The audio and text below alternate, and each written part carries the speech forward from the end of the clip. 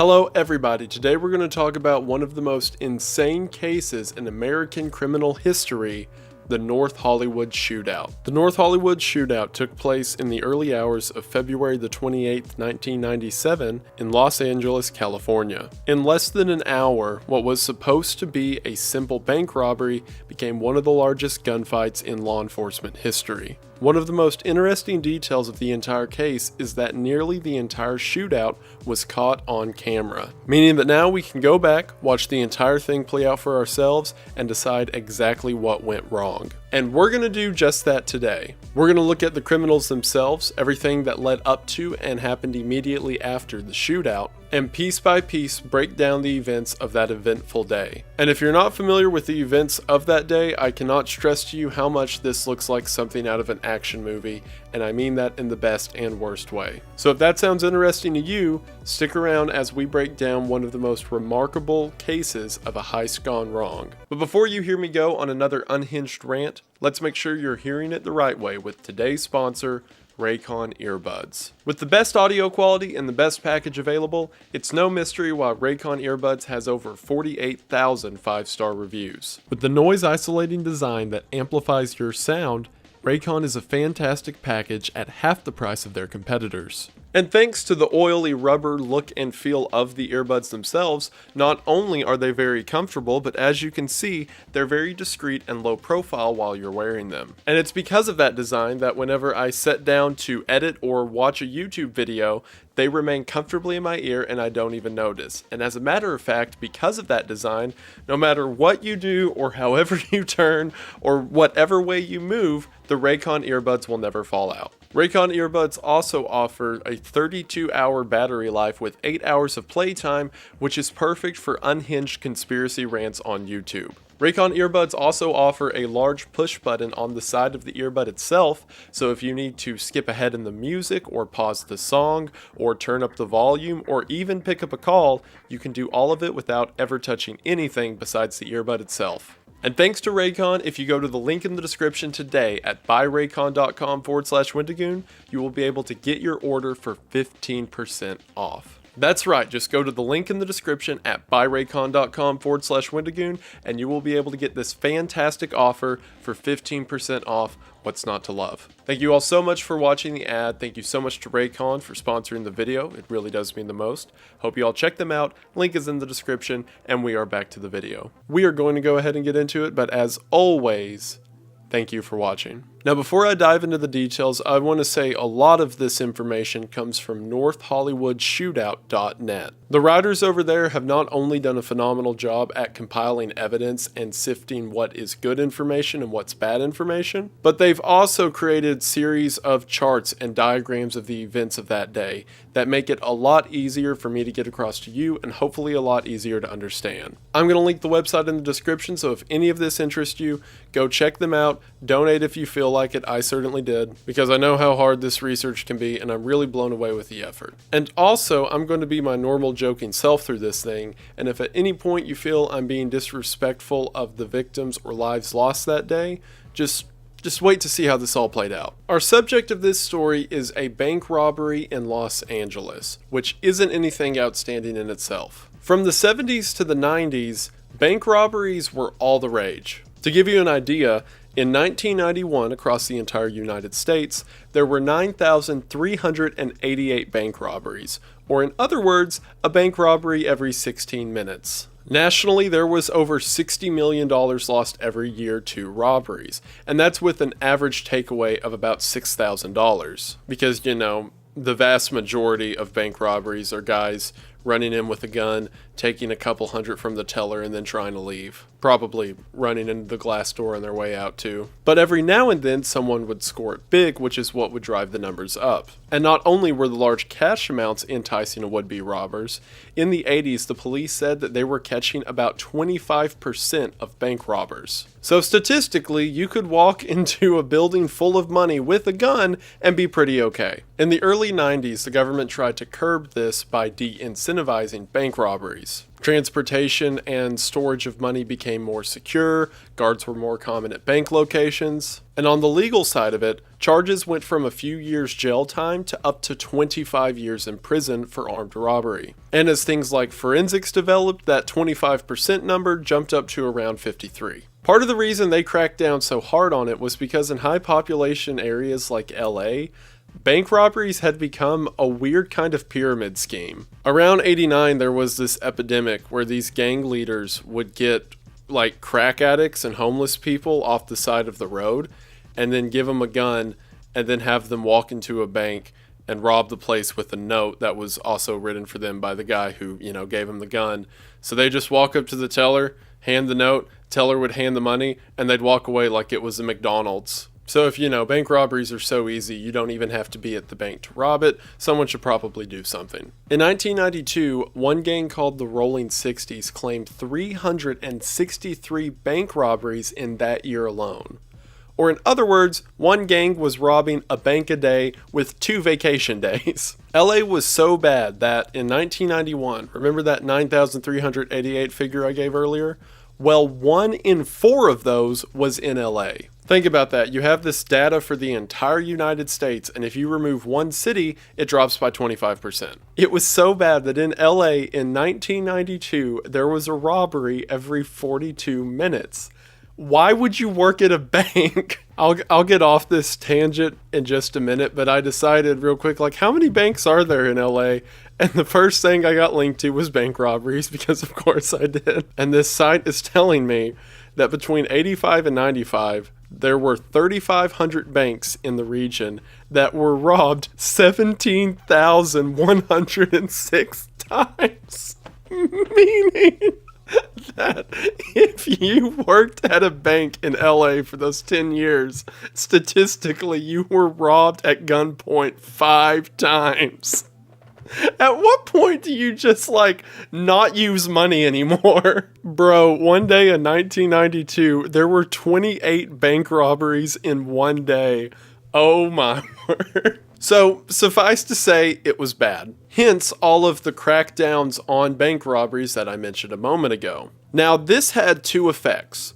One, yes, it did lower the overall number of robberies because people who thought it would be a quick cash grab weren't ready to deal with the security, the lower takeaways, and perhaps most importantly, the long jail sentences. But the second effect that it had is that now, whenever someone came to rob a bank, they came to rob a bank. Gone were the days of sort of small-scale mugging where any Joe could just walk into the bank with a pistol and then the teller would just throw giant white bags with dollar signs on them across the counter. That's how banks work, right? Now, a new type of robbery became more common called a takeover. A takeover is the kind of thing you're familiar with in the movies, where the people walk into the bank and very loudly assert their dominance by shooting bullets into the air and telling everyone to get down. Because now getting the money was a much more involved process, as was getting through things like security guards and increased police presence. In order to be successful, you had to show your teeth and do it fast. Which leads us to today's suspects, Larry Phillips Jr. and Emilian Matasareanu. Larry Phillips Jr. was born under the alias of Larry Warfel. He was born under an alias because his parents were wanted by the law. At only 19 years old, Larry's father, Larry Phillips Sr., was arrested for grave robbing because he was trying to remove somebody's head because he thought it was funny. And then after that, he committed several robberies for which he was eventually arrested and then escaped, to which he was now on the run.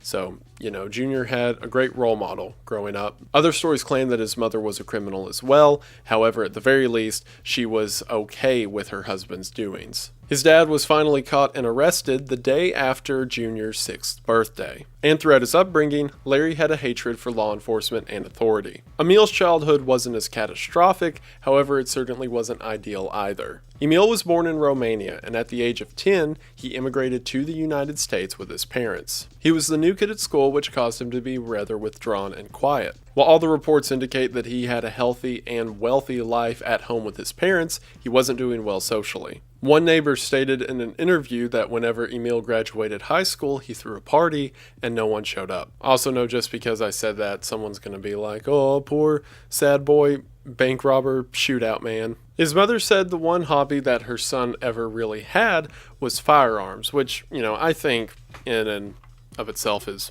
fine. But, the other thing he did, which was sitting on the front steps of his house and disassemble and reassemble his guns every day while staring at neighborhood children, maybe not okay. Regardless of these shortcomings, Emil became an electrical engineer and even started his own business. Keep that business in mind. It's going to come around in the end. You won't see it coming. It'll be great. Don't worry. Most stories say that Larry and Emil met each other in 1989 at a Gold's Gym at Venice Beach. Some other stories indicate that they knew each other beforehand, but 1989 is as early on the timeline that can be confirmed. You wouldn't think the two would get along, but after they figured out that they had a shared interest in firearms and eventually crime, they were a match made in not heaven. Now, it can't really be confirmed what was happening in the next several years following their meet. It seems that Emil was running his business for some time, and Larry was running his own business that we'll talk about. But for reasons I'll talk about later, I believe they were doing small-scale crimes during this time, and were slowly working their way up to what they would become. That side hustle of Larry's was real estate scams. He became a real estate agent and started doing all of these backdoor schemes in order to steal money from clients. He also shoplifted a $400 suit for funsies, I guess. So before his first big arrest, he had already stacked up a history of white-collar crime. There are several other crimes, because remember LA was getting robbed a lot, that are believed to have been perpetrated by the two men, although it can't be confirmed. Unofficially, they are associated with 2 armored car robberies and 3 bank robberies. I mean, it's, not hard to see why. If all these were really them, then their first official hit was on an armored car on July the 20th of 1993. That incident went off mostly without a hitch. That was until October the 29th of that same year. The 2 of them were pulled over for speeding, and whenever the officer walked up to the window and began asking them basic questions, like where's your driver's license and insurance, they started to get nervous. Or at the very least, Emil did. See, at this point, they were using so many fake IDs and names for when it came to vehicles they were renting or properties that Larry was trying to scam someone on and false business practices, that it was pretty easy to get their stories mixed up, which it seems Emil did. When they were asked, is this your car, they were supposed to say that they had rented it from the airport because the car was rented from the airport. Instead, Emil panicked and said it's Dennis's mom's. Dennis was the alias that Larry was using at the time. So the cop was suspicious, he ran numbers on the car and saw that the story doesn't make sense, so he eventually arrested them and searched the car. In the rental car, they found 2 rifles, 2 handguns, 3,000 rounds of ammunition, police radio scanners, smoke bombs, IEDs, body armor, and 3 fake license plates. I almost have to give them credit for having the gall to drive around downtown LA in a rented vehicle with a small armory in the trunk. The 2 were charged with conspiracy to commit robbery. Duh, because after they ran their names and prints, they saw they were using fake aliases and had a record, and I'm sure those IEDs weren't medicinal. They were each given short jail sentences and 3 years probation. The most important part of this is that they were each given felony charges and had all their guns confiscated. Over the next few years, again, this is assuming that they did rob all of the places it's assumed that they robbed, they would hit another armored car in June of 1995, this time killing one of the guards aboard the armored car, and then torching the vehicle that they had drove in order to get rid of evidence. I guess they like heat. And then in 96, robbed 2 Bank of America locations. If they did do these hits, then they had stolen at this point about $1.5 million. The pair, only known for their ski mask and AKs, were dubbed the High Incident Bandits. There we go with the cool names again. At this point, again assuming the previous robberies were them, they got this method down to a science. They would go in loud, shooting rounds into the ceiling in order to freak everybody out. One of them would get the crowd to lay down and not look at their faces, so there was no risk of them being identified, while the other would go to the back door, shoot the door open to the teller's area, and have the bank manager take them to the vault where they would load cash into bags and then leave. Several of these heists took place in under 3 minutes, and given that the average police response time in the area was 8 minutes, the business was doing pretty good. However, as we're going to find out, for each of these heists, they brought an absurd amount of ammunition with them just in case something went down. They had planned for their next hit to be at another Bank of America location, this time the one at 6600 Laurel Canyon Boulevard. This was the largest Bank of America location in North Hollywood, so they assumed it would have the largest takeaway. This location had a parking lot to the north and south with a neighborhood bordering it on the east and a shopping mall bordering it to the west. While this did mean there was a higher chance to be seen as it was a high traffic area, it also meant that there were several escape routes. And in order to maintain fire superiority, the pair would bring with them 3 Norinco Type 56 rifles, or in other words, Chinese AK-47s, a Bushmaster XM15 dissipator, which is essentially a Sporter M16 with a shortened barrel, an HK91 or civilian G3, and a Beretta 92 FS. The guns will come into more detail as things start to go wrong, trust me. The pair also heavily laid up in body armor, each wearing bulletproof material for a soft vest before inserting metal trauma plates underneath those vests. Phillips went a step farther by wearing what's called a groin guard, or essentially a bulletproof diaper, as well as taking pieces of Kevlar and duct taping it to his arms and legs. All of the weapons that they brought were not only illegally obtained, because if you'll remember they were both felons, but they were also illegally modified,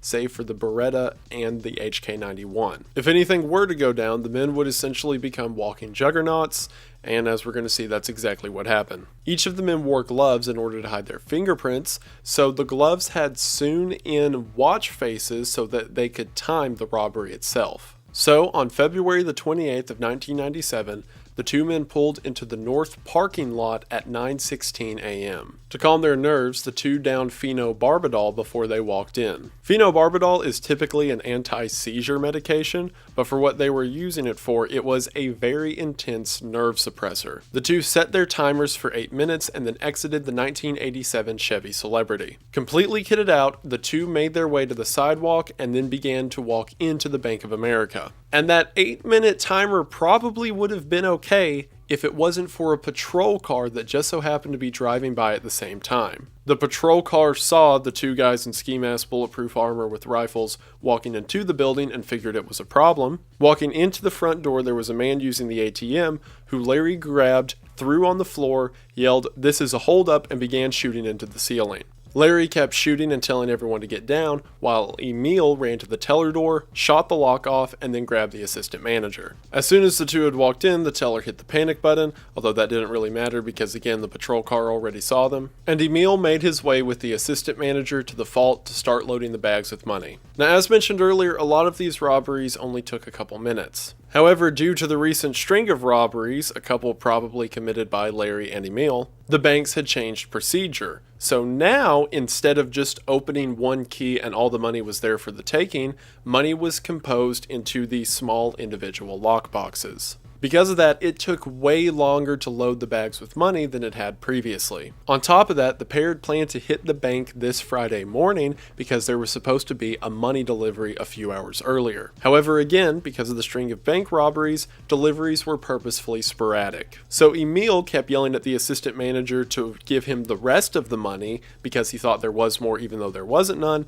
and what there was took longer to get a hold of. This would cause the two to eat up the entirety of their 8 minutes. Larry was again out in the lobby on crowd control. However, for some reason, 3 minutes after this all began, he walked outside to the front door of the bank. To me, this indicates that he probably saw the patrol car see them as they were walking inside, because I don't know why else he would do this. He walks out the front doors and then just standing there, ski mask and AK to his side, looks down the street one direction and down the street to the other direction, and then just walks back in. It's believed that whenever he looked south, he could probably see the cop car, which was the initial cop car that called for backup. So what probably happened, in my opinion, is he saw the cop car and then thought this is probably going to be bad. So then he's on crowd control. He gets everyone to lay down. He then walks back outside to check, sees the cop car and thinks, yeah, it's going to get bad. After he comes back inside, he goes to the security guard who is laying on the ground with everyone else before putting a gun to the back of his head and saying, whenever I tell you to, move everyone into the vault. Larry then says something to Emil, most likely informing him that there's police outside and it's about to be a fight. So Emil zips up the bag he's been filling, which contains $303,305,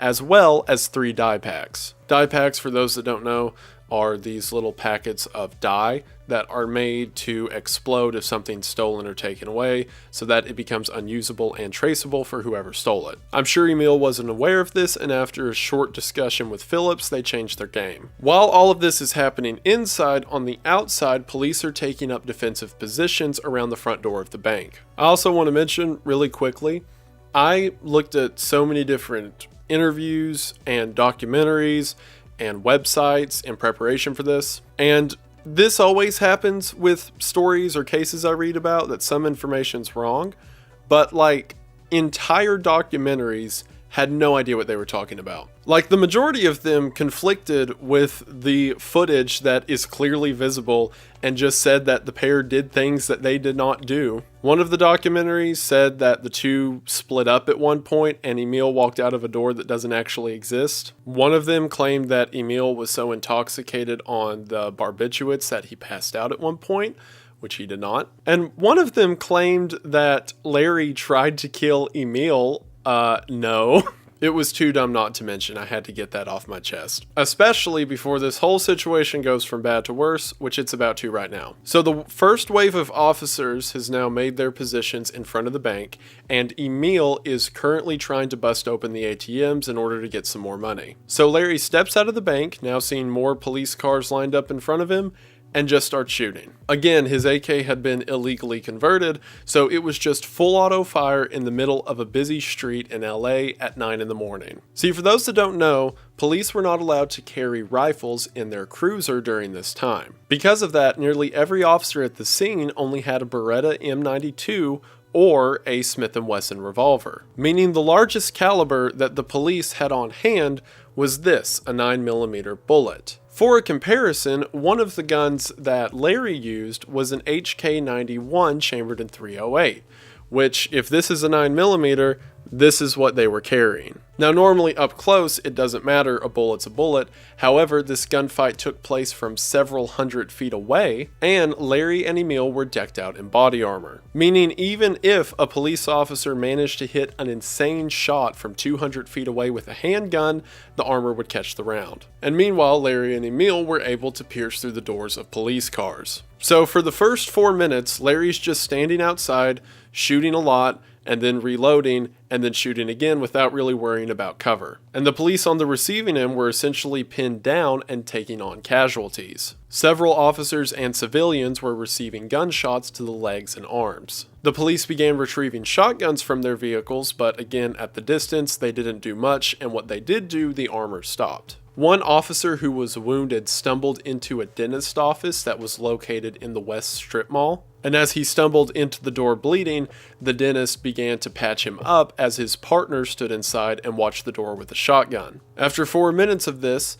Larry steps back into the doorway of the bank and Emil comes out to join him. The police during this time are trying to take pot shots at the two, but anytime one of them gets a shot off, they're met with a hail of gunfire. This continues for about 3 minutes before the duo decide to make their way back to the car. I also want to shut down a rumor that's often associated with this case. A lot of the media outlets that report on it, and again, even make documentaries about it to this day for some reason, say that these two were unbelievably intoxicated and barely able to comprehend what they were doing. There are several cases coming up that disprove this, and the first one's here. The two began a bounding maneuver in which Emil laid down covering fire for Larry as he ran to a position in the parking lot, and then whenever Larry got there, he stopped and laid down covering fire for Emil as Emil ran to the parking lot. Also, during this time, several who were on the scene, including the officers who were interviewed, said that the two were lousy shots, and that's why most of the shots missed their target. However, during covering fire, the purpose is not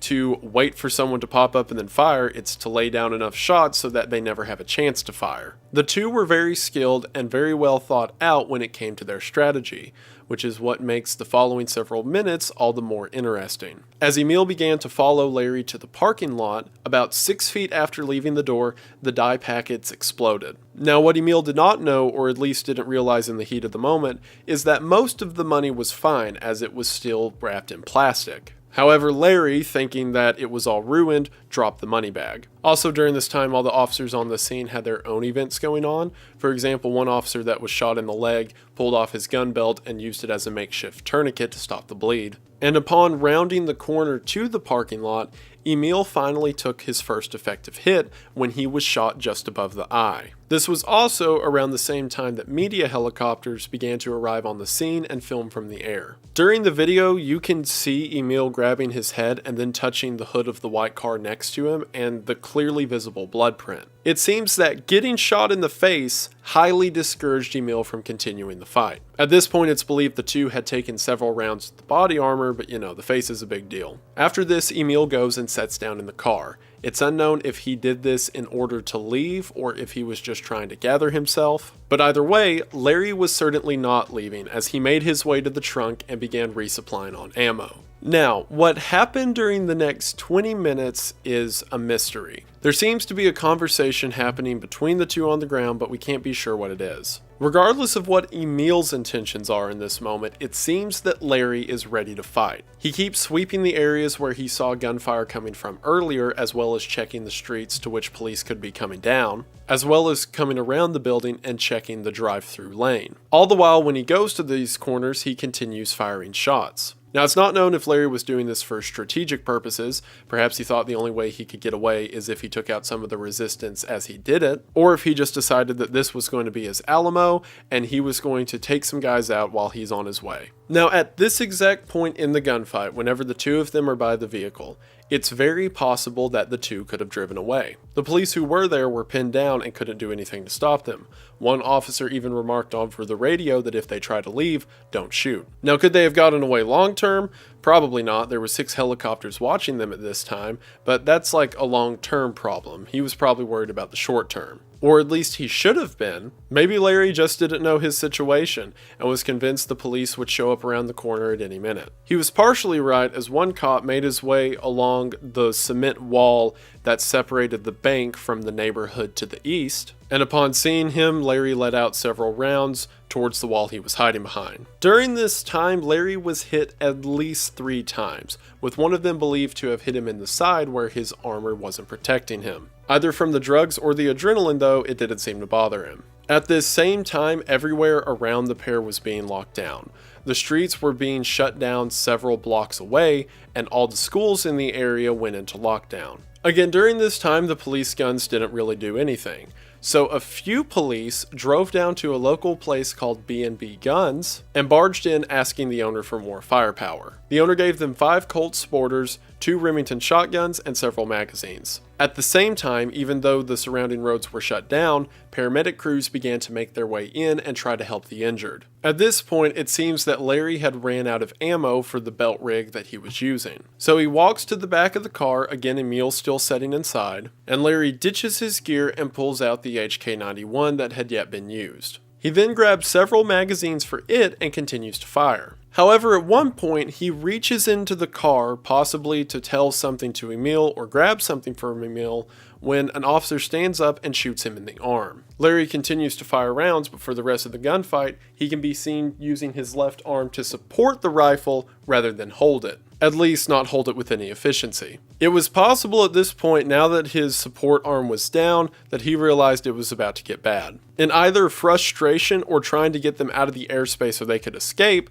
Larry started shooting at a CBS helicopter. While this was going on and he was just firing wildly into the air, never hitting anything, several of the paramedic teams were able to evac people on the ground. Also during this time, news reporters began to get close and get footage from the ground of the pair trying to escape. In another move that, again, people who cover this say was a drug-induced paranoia, but if you watch the video is actually a pre-plan, Larry begins getting out AK magazines and setting them on the roof of the car. People point to this and say that he was out of his mind and trying to reload a gun with the wrong mags, but what it seems he was actually doing was counting the rounds he had on hand for his 91 and realized that he would soon need to switch back to an AK. It also seems because of this that he had communicated to Emil that they need to go now. However, the problem with this was so many shots had been fired at the two at this point that not only were the majority of the windows in the parking lot shot out,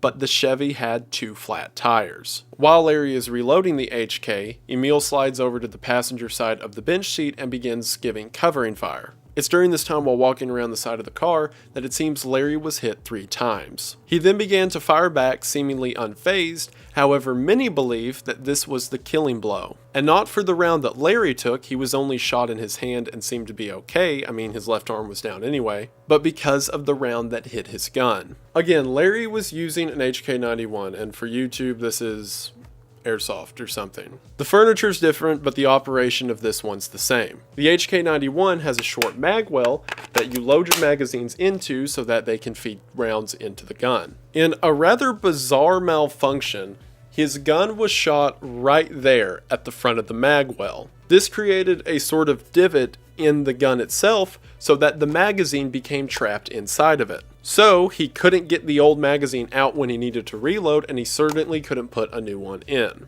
Again, some consider this to be the kill shot because it causes Larry to do what he does next. Larry then ditches his gun in the back of the car and pulls out a now third and previously unused AK. I think he was already mentally planning to switch over to this one, hence him laying out the AK mags. But this was a problem as his AK kept jamming. Now, my theory behind this setup, and this just makes the most sense watching the whole thing to me. These guys had illegally converted all their guns, except again for the HK and the Beretta that were still semi-automatic. To convert these guns, which I am not going to explain on the internet because I like not being in jail, but it requires some level of cutting and sawing on the internals of the gun itself. Because these guys were familiar with the firearms, I think Larry knew that that AK was defective. Because think about it, he had used an AK initially in the robbery, and then he took all the time to take off all that gear and then put on all of the HK91 gear, only to then take all of that off and then put on the AK again. It seems like he really didn't want to use that AK for some reason. Now the solution to this would be, why didn't he just use the original AK that didn't have any problems, but all of the AKs were loaded with these big drum mags, so maybe mentally it just seemed easier to grab the AK and start shooting. I don't know, just a thought. Either way, it seems his gun kept jamming. He would fire a burst of rounds, then have to clear it and continue. It also didn't help that, at least inferring by the footage, he was shot in the left forearm again and was now leaning on the side of the car. With all of this happening at once, Emil really wanted to leave that north parking lot. Eventually, he leans over to the passenger side and pushes open the door for Larry to get in, but Larry, determined to do whatever he's about to do, slams the door shut and remains outside. So now, Emil is driving the car with 2 flat tires as Larry uses it for rolling cover and continues firing. While still firing and possibly communicating something to Emil, they get to the exit of the north lot and Larry makes a bound for cover to his east. There was a large tractor trailer parked there, which actually was only parked there because a neighbor had complained about its previous position the night before. While still being shot at, Larry runs to one side of the tractor trailer for cover, while Emil drives around it to the other side. It seems that the two lost sight of each other here. Emil starts to slowly gas the car as if he's waiting for Larry to come out on the other end, and Larry starts looking back and forth on either side of the truck to see where Emil is. It was during these few seconds that an officer had looped around to Emil's side of the tractor trailer and began shooting at him in the vehicle. Emil panicked and gassed the car, and in the video you can see the car hit the curb and then correct itself. But it now meant that Larry was completely alone and without cover. While standing and supposedly looking for Emil, Larry got shot twice in the back, one of the rounds hitting his subclavian artery. It's very possible here, with that shot being the first shot that would have given a lot of blood and pain, that Larry started to panic. Because while returning fire from behind the trailer, his gun jammed again, and this time he made it way worse. See, Larry's gun had experienced something commonly called a stovepipe. In other words, one of the casings that was supposed to come out of the gun instead stayed inside the gun. On the inside of the AK, there's this little rail that runs along the left side of the firearm. One of the casings had become stuck underneath this rail. Now normally, if he was thinking straight, which it seems earlier he was as he had cleared like 3 of these jams, all you would have to do is remove the magazine, the casing would drop out, you put the magazine back in and you're good to go. But Larry, seemingly in a panic, grabbed the bolt and started racking it down, which as you can see, runs in that area where the casing was stuck and makes it dig further down in the gun. And he just started racking that thing over and over and essentially broke the gun. In order to fix what he did, it would take an entire field disassembly, which he did not have the time for. This is why many say the shot to the HK earlier sealed his fate, because it caused him to get a faulty gun, which he then made much worse in frustration. That and the shot to his subclavian artery, which would have gave him realistically about 30 minutes before he bled out. Seeing nowhere else to go, Larry crawled underneath the tractor trailer. Shortly after Larry had crawled under the truck, a cop car came up that was chasing Emil's vehicle. However, the driver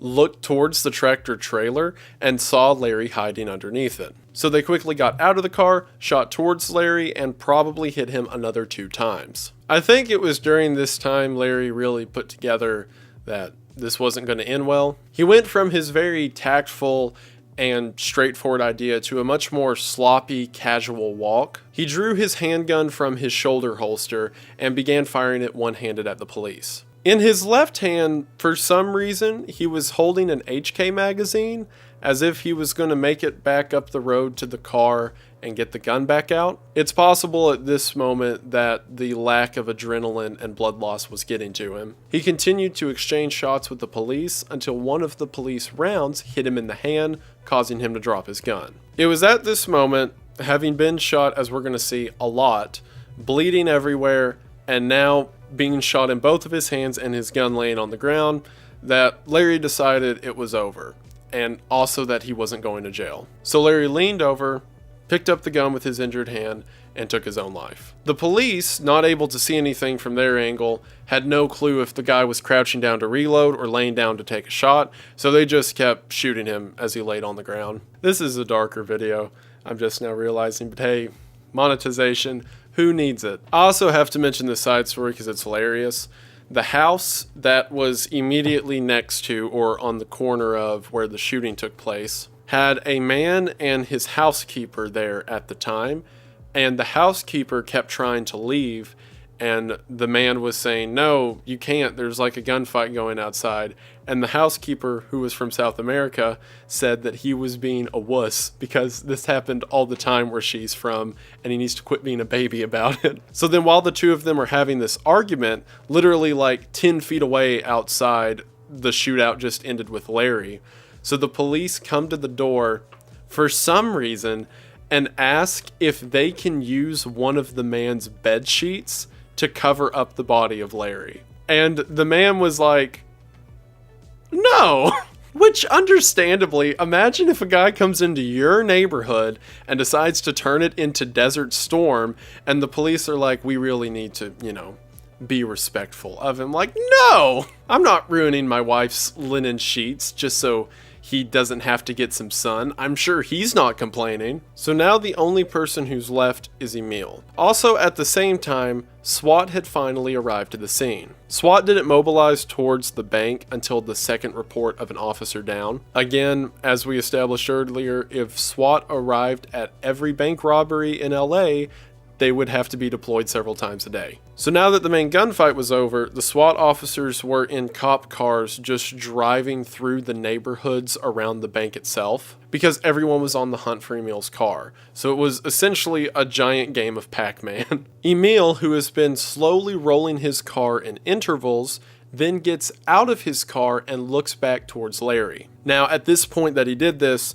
Larry had been killed, although the police hadn't come up to his body yet. However, it's very possible from his position that Emil was able to see Larry lying on the ground. Emil does a quick move towards his chest in what seemingly a fist over his heart, possibly saluting his fallen friend. Larry then drives towards a vehicle and very calmly tries to steal it, but the driver of the vehicle just keeps backing away. And then maybe the funniest thing of this entire event, actually the funniest thing of the entire event, Emil tries to wave him to come back, which is so funny. Imagine you're driving and then a guy gets out of a car and he's got a rifle and a ski mask and body armor, and as you're backing away, he's like, "No, I promise."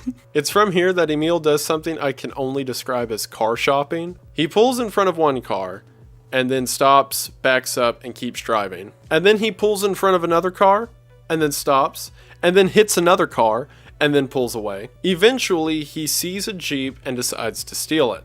Hey, so I'm editing this right now and just wanted everyone to know I have no idea why I called that truck a Jeep. It's very plainly a truck and not a Jeep at all. And I'm going to continue for the rest of the video you're watching to refer to it as a Jeep for some reason. The driver of the Jeep begins to back away, but then Emil shoots through the window, breaking the glass and cutting the driver across the face. Reports are conflicting here, but the driver either pulled the key out of the ignition or hit a kill switch on the vehicle before ditching the car. Emil was not aware of this, so he pulls up next to the Jeep, begins throwing stuff into the back of it. However, whenever he gets into the driver's seat and tries to move the car, again it won't move. He supposedly bends down and tries to figure out what's keeping the car from moving, and as he's doing this, a SWAT car sees him and is able to pull up right in front of him. Emil sees this at the last moment, gets out, and then runs back around to take cover behind his own vehicle. It's from here that gunfire continues for about 2.5 minutes straight. Emil grabbed a new gun out of the truck, the previously unseen dissipator with the 100-round beta bag, and just laid over the hood of his car and kept shooting. The SWAT team who was behind their own vehicle was returning fire and getting several hits, however they kept hitting the body armor. One of the SWAT members, Officer Anderson, moved around the car in order to clear a jam, and whenever he did, realized that he could get an angle on Emil's legs. So he leaned underneath the Jeep and began firing, several of the shots hitting Emil in the uncovered legs. Emil realizes where these shots came from and begins returning fire the same way, before Officer Gomez lays down and takes a few accurate shots into Emil's arm that's now ducked under the car, and this causes Emil to drop his weapon and finally give up. Emil throws his hands in the air in order to surrender, however the police who are laid under the car continue firing and strike him in the buttocks and leg. The officers then move around to the front of the car and cuff him as he laid on his stomach. Unknowing if the guy had a bomb or other weapons on him, one of the officers aimed a gun at the back of his head to make sure he didn't try anything, and the front of the gun was so hot that it seared the impression of the flash hider into the back of his head. After this, police and news crews managed to come up and begin to get action shots of the scene, which led to this very iconic image of the arrest. The police kept asking for Emil's name, to which he gave the false alias of Pete. Another thing that had happened that I hadn't mentioned because we've been in like the, cool gunfight part of it, is that there were several false calls happening at the same time. By the end of the day, there were 17 calls from the neighborhood who saw 17 different people who they all thought was the shooter. If they saw anyone doing anything, they called 911 and said that it was another robber, to the degree that someone called the police because they said they saw someone working underneath their car. Yes, I'm sure that the robbers, as they were making a hasty getaway, decided to repair this random guy's Dodge. Because of this, the police did not know if there was another suspect that they need to be on the lookout for. They tried to ask Emil if there was another suspect, but he just kept yelling for the police to shoot him, so that wasn't really a help. So the area was still on lockdown. The police kept trying to get information from him, but he just kept saying things like "F you, kill me, I hope you die," and other pleasantries. Emil had been shot a lot, but every one of his shots was in the legs. Now, while thigh shots can definitely be fatal, it doesn't seem that he had something like a clipped femoral. However, What he did have was a bunch of barbiturates in his system. Barbiturates can also act as a blood thinner, so it's quite possible that the drug he was on caused him to bleed out a lot quicker. In a move that is very highly contested to this day, Emil laid on the ground bleeding for 56 minutes. Now, this argument has two sides. On the one hand, there were several calls coming in that another gunman was still at large, and considering how violent the shootout had been, I highly doubt these guys were going to assume that if there was a third one, he'd be in a talking mood. And also, Emil wasn't being very forthcoming, so it's understandable that they'd still be on alert. And the other side of the argument is that this guy had just shot up a bunch of police, so maybe the police that were there just weren't in a hospitable mood. So, after 56 minutes of laying on the ground, Emil died due to gunshot wounds to his legs. The area was still on lockdown and the search would still continue. However, what the police didn't know at the time was Emil's death was the end of the action that occurred that morning. The gunfight lasted 44 minutes, with some accounts saying up to 2,000 rounds were fired, with 1,100 of those rounds coming from the two shooters. This gives an estimate of about one shot every 2 seconds for the duration of the gunfight. Around 300 cops ended up responding to the scene either during the fight or afterwards, and one of the largest gunfights in LA history was nearly entirely filmed. So how many people died in this massive shootout? None. Well, excluding the two shooters, but they don't count. Now, it is true that during the whole scenario, 12 police and 8 civilians were injured, but as mentioned, no one was killed. Hi, it's me again, the editing me, not the video me. I hyped up how many shots Larry and Emil received and then forgot to say it in the video. So now I'm here to tell you that at least 11 shots made contact with Larry's skin, and probably way more hit his armor. And Emil had 29 bullet wounds in his legs. Again, more shots definitely hitting his armor. These numbers are going off of the coroner's report, which is why we don't have exact numbers for how tore up the armor was. Now that 29 figure is a little bit misleading. That's not bullet holes or bullets in him, that's bullet wounds. So if a round struck the pavement and shot 5 pieces of fragment into his leg, that would count as 5 wounds. So while not 29 individual bullets, I'm still sure he was having a terrible time. Now the events of that day carried all the way to 11:30 that night when the lockdown was finally lifted. Some parents weren't able to get their kids out of school until 8 p.m. because everyone was on high alert that someone else may be out there. And again, as mentioned earlier, this was due in part to the entire neighborhood calling 911 every time they saw a bird out of place. In a case that I still don't really know where it came from, the police, for some reason, thought that this supposed third gunman was hiding in the storage shed of this old guy's house. So the police come to his door and are like, "Sir, we have to investigate this third shooter. Can you and your bedridden wife leave for a while?" So the old man's like, "Okay, officer, I guess." So he puts his little wife in a wheelchair and puts a blanket over her because it was February and it was cold. So as soon as they leave, the police pull up an armored truck and immediately break a hole in his wall and just tear up his entire backyard and start trying to destroy the shed. Like, what kind of operating procedure is that? You think there's a guy in a shed, so you spend like 2 hours destroying everything on your way to the shed. And eventually they tear it open and lo and behold, it's just a shed.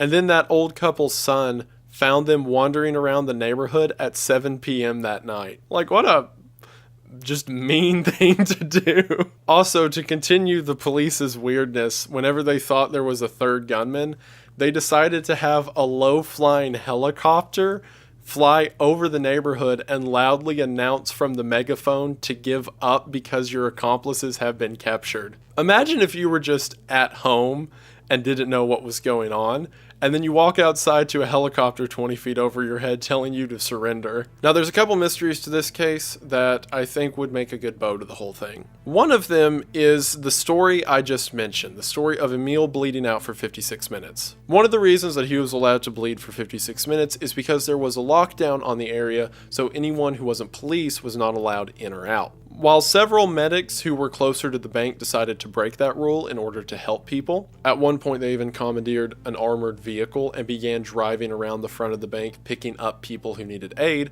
which is pretty cool. But 2 medics decided to break rank and go to the area where Emil was shot. Initially, the medics were treating the guy who had glass in his face because he was the one driving the Jeep whenever Emil shot at him. A quick funny story about that guy.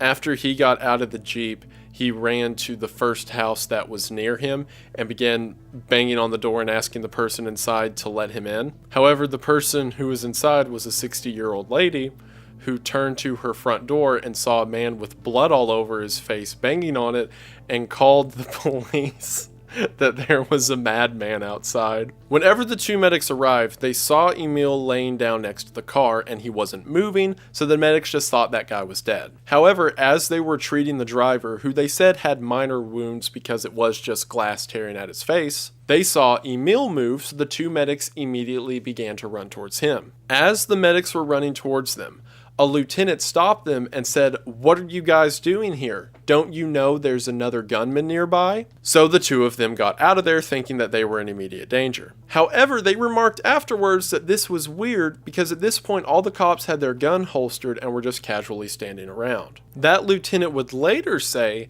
that a police sergeant ran up to them, said that there's more gunmen around the neighborhood, be careful, and then ran away. This magical running officer was never identified and an order like this was never given. And also, if it was, they would tell them over the working radio, not have a cop run by himself down a street that's supposedly infested with robbers. Also, it seems that those 2 medics had their report fabricated, because whenever they pulled those medics' reports later, it was written down that the medics said they had decided to treat the guy who had the glass hit his face and all that because he was in critical condition. However, as the medic said that day, the dude was pretty fine. He just had some cuts across his face. And the police used that to justify why Emil was not given aid. The children of Emil would later sue the police department for wrongful death. Also, it was very clear that the family knew everything he was up to. It wasn't like this was a surprise for them, so people saw it as being pretty cheap. The trial ended in a mistrial and was never really picked up. Again, it was a pretty unpopular decision to have the trial in the first place. But it's still a mystery to this day how much was fabricated and for what reason. The other mystery is about Emil's electrician business. Yeah, we're going all the way back to the beginning. So Emil started this electrician business in the late 80s. Whenever he started this business, he had a projected profit of about $150,000 to $250,000. In the early 90s, he reported his income as being closer to $2 million. Now, normally, this would be perfectly normal. It's not uncommon for a business with several employees in Hollywood to be making about $2 million a year. However, when the police were investigating all of their assets after they were dead, they went to this business location and it was an abandoned building. The electrician company was being used as a front with a reported income of, again, $2 million. So it seems that they were using Emil's business in order to launder their money. Now, the reason this ties back into the mystery is because the North Hollywood shootout took place in 1997, and the earliest supposed robbery that the 2 had committed was in 1993. So then, why in 1992 was an abandoned business making $2 million? This could mean that the 2 were committing several other crimes previously to the one suspected, and potentially other bank robberies. So these 2 may be responsible for far more crimes than what is currently believed. Also, these 2 each had their wives in on it, helping them launder the money, and they were renting several properties under false aliases across LA, and it seems living rather lavish lifestyles with having cars separated in different parts of the city. So it was like Breaking Bad, but with banks instead of meth. He just like me, for real. The police investigated all of these properties and eventually found one that had a makeshift bomb-making site in it, as well as several other rifles and ammunition. It's not known where these 2 got their weapons. Again, they were felons, so they couldn't have purchased them, but it does seem they did the illegal conversions in-house. Also, there was a push in German government at the time to allow officers to more strongly arm themselves, because there were concerns that police could be confronted with a force that was more heavily armed than them, which is exactly what happened. So while it wasn't the only cause of it, the North Hollywood shootout was definitely the catalyst that made it to where police officers began arming themselves with semi-automatic rifles, with several people even pushing the idea of the modern militarized police force back to this event as its beginning. There's a lot of other weird side stuff that's happened during this investigation as well. For example, it seems the ATF doesn't have any or got rid of all their documents related to the case. A lot of things like the vehicles and records that the two had has completely gone missing. Autopsy photos show that somewhere between the news camera's coverage of the scene and the autopsy being performed, that Larry had received another gunshot wound to the forehead. So what was that about? A wound that, mind you, was not mentioned in later reports, only in photographs. And several of the properties that contain vital information were seemingly found on a whim. The final thing I'm going to mention is the weirdest mystery of the entire story, and I have no idea what to make of it. So remember how I said they investigated Emil's office and it was just an abandoned building? Well, that wasn't entirely true. The top floor of the building had been converted into a sort of housing thing. So whenever the police search the second floor, they find a 44-year-old woman named Georgia Mayo. It was completely undocumented that herself or anyone else was living there, and apparently she had been locked in this room for over a week. According to her, the door was locked and she was kept in there, and someone would show up to deliver her food and medicine. However, for the past several days, no one had came. Again, this was undocumented housing in the second floor of a supposed electrician business that was actually being used as a money laundering front for a guy who died in a police shootout. I'll be honest, I have absolutely no idea what to make of this. Emil's mom was named as a suspect, but I don't think that ever went anywhere. I don't know what that relates to, and it bothers me a little bit. I hope one day I can make an update to this video that's like, oh, a whole conspiracy that was taking place between them and the LAPD, but it's probably just weird one-off stuff. The whole story's kind of weird, but I also think it's kind of interesting because it's the one time that I can talk about a weird shootout that looks like something out of an action movie and no one died, besides the people who started it. And I think it's really neat. Things like bank robberies and shootouts are often overlooked in the whole true crime sphere on the internet, but to me they're some of the most interesting, especially because, the focus isn't on child murders and instead hee hee ha ha gun go boom. And I think it's something I'm really interested in, and hopefully you did too, and hopefully if you stuck around this long it wasn't awful, and I just want to say thank you for watching. Like I said, I really think the shootout stuff's cool, and there's actually a couple other shootouts that I wouldn't mind covering. We'll see if YouTube nukes this one in the algorithm / monetization, but sometimes you got to do stuff just because you like it. It doesn't always have to be profitable. It would just be nice, since this is a full-time job, if the majority of them didn't do that, but one every now and then's fine. So that being said, let me know if you like this, assuming this video stays up. And if you do, I would be down to cover a series of other shootouts or other standoffs like that. Because like I said, that's a really cool little niche that not a lot of people talk about. And I think it's really neat to look at the details of it. It also gave me an excuse to be a nerd for a couple minutes. But that's the one time I get to use that knowledge on here. But really, thank you all for watching. I really enjoy that I'm able to talk about pretty much whatever I want. And hopefully, knock on wood, you guys manage to continue to support me. And that really does mean a lot. Again, I hope you all enjoyed. A bunch of cool projects on the way. But for now, I'm tired and I need to edit this and get it up. So I'll end it here. But I just want to say thank you. Oh, sorry. Whoa. I got that too soon. Thank you to all of my subscribers. Thank you for getting me to this point. It means a lot. Thank you to all of my ex-patrons. I couldn't do it without you. Almost lost it there. But now that that's done, thank you for watching.